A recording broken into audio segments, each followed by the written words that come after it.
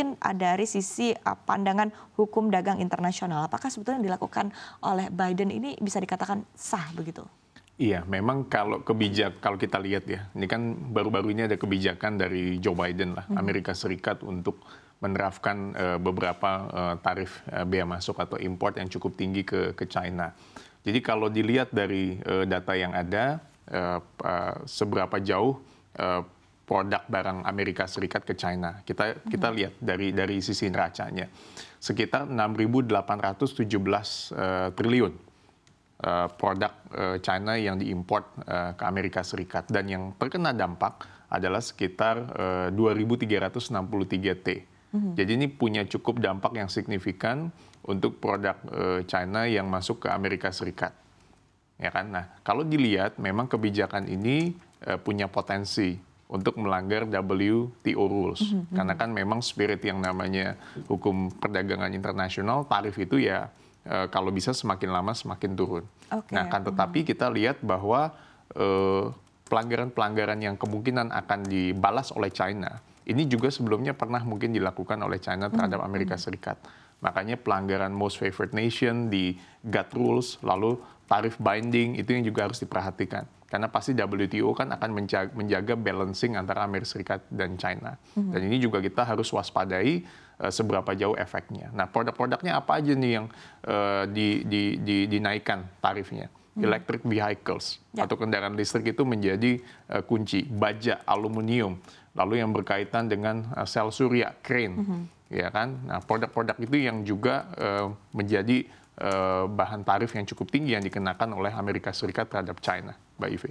Oke, baik. Nah, kemudian ketika kita lihat mungkin efeknya ya kepada perdagangan global dan juga kinerja ekspor dan juga impor, mungkin negara-negara yang akan terdampak ataupun juga mungkin di satu sisi malah justru akan diuntungkan begitu dengan kondisi yang ada. Utamanya ketika kita berkaca pada tahun 2018, 2019 di saat itu juga terjadi peak-peaknya ya untuk perang dagang antara Amerika Serikat dengan China begitu. Ketika kita melihat case-nya kemarin dan mungkin ya artinya akan kembali terulang begitu ya dengan adanya penerapan tarif baru ini sendiri, seperti apa ini akan berdampak kepada neraca dagang dari negara-negara lainnya. Betul. Jadi kalau dilihat kan data yang ada, tarif import kendaraan listrik dari China masuk ke Amerika Serikat misalnya dari 25% menjadi 100%. Itu 75% tuh kenaikannya. Jadi quite significant. Lalu ada pajak import panel surya. Nah, panel surya itu kan menjadi unggulan juga. Dari 25% menjadi 50%. Baja aluminium dari 7,5% menjadi 25%, dan baterai litium untuk kendaraan listrik dan menjadi 3 kali lipat. Artinya efek perdagangan global ini akan punya implikasi terhadap negara-negara mitra dagang yang lain. Nah, apa yang akan terjadi terhadap konsumen yang ada di Amerika Serikat?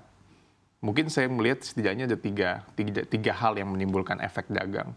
Yaitu yang pertama adalah mereka akan kemungkinan beralih produknya yang tadinya AS banyak mengandalkan produk dari China, mereka akan mengandalkan juga produk yang ada di Amerika Serikat. Kedua adalah mereka akan mulai mengallocate. Jadi barang-barang yang sebelumnya banyak di Amerika Serikat mengimpor dari China akan ke mitra-mitra dagang Amerika Serikat yang lainnya. Sebenarnya ini kan adalah upaya warning dari Amerika Serikat terhadap China bahwa kami bisa menaikkan tarif import barang produk dan jasa Anda. Nah, yang ketiga adalah tetap beberapa konsumen di Amerika Serikat mengandalkan atau depending on dengan produk-produk yang ada di China. Produk importnya, hanya memang harganya akan lebih mahal. Karena kan dari perspektif konsumen kan akan melihat, oh ini kan harga tarif dinaikkan dan yang lain-lainnya. Nah, ini menjadi peluang juga sebenarnya untuk Indonesia maupun negara-negara mitra yang dagang yang lain untuk bisa masuk pasarnya ke Amerika Serikat dengan tarif yang ada di China. Begitu. Oke, baik. Tapi bagaimana Anda melihat Indonesia bisa mengambil kesempatan dengan sebaik-baiknya begitu? Karena di satu sisi juga mungkin secara industri di dalam negeri juga masih dalam tahap pengembangan ya. Sehingga mungkin apakah ini juga bisa menjadi sebuah trigger begitu agar kedepannya kita bisa mengembangkan industri tadi yang berkaitan dengan lebih cepat lagi? Iya, memang kan ada beberapa produk-produk Indonesia yang menjadi market di Amerika Serikat, ya kan? Pakaian jadi, lalu ada program-program kendaraan bermotor atau kendaraan-kendaraan CPO, ya kan, hal-hal yang lainnya, atau kelapa sawit dan yang lain-lainnya, itu menjadi produk unggulan kita untuk masuk ke pasar negara lain.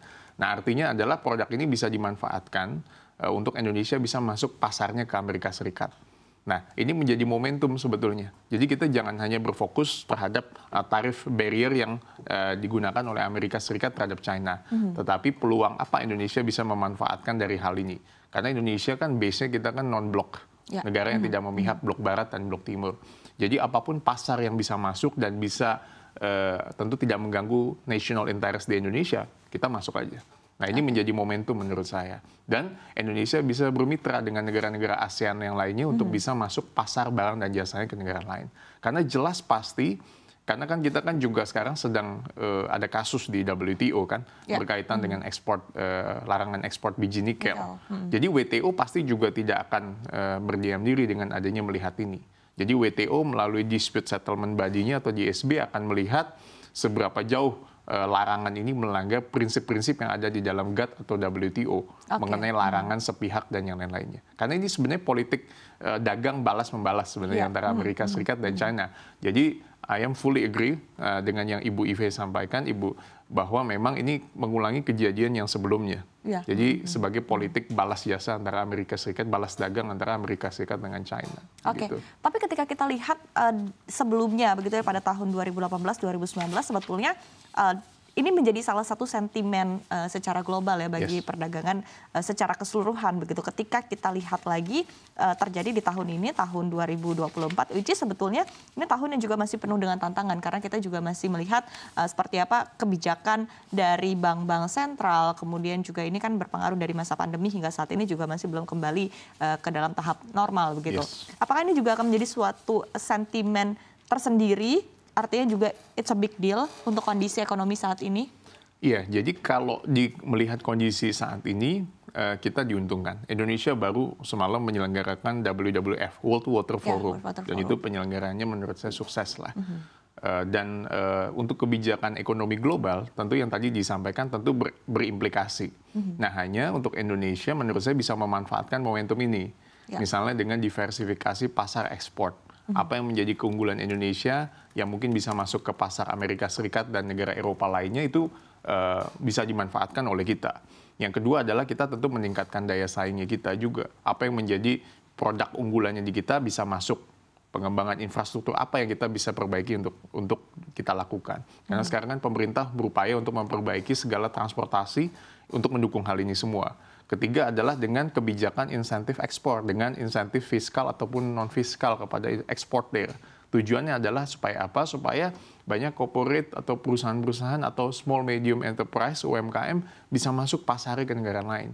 Gitu. Nah, itu yang bisa meningkatkan keunggulannya yang ada di kita untuk pasarnya negara-negara lain seperti di Amerika Serikat yang kita lihat sekarang sedang berseteru dengan China.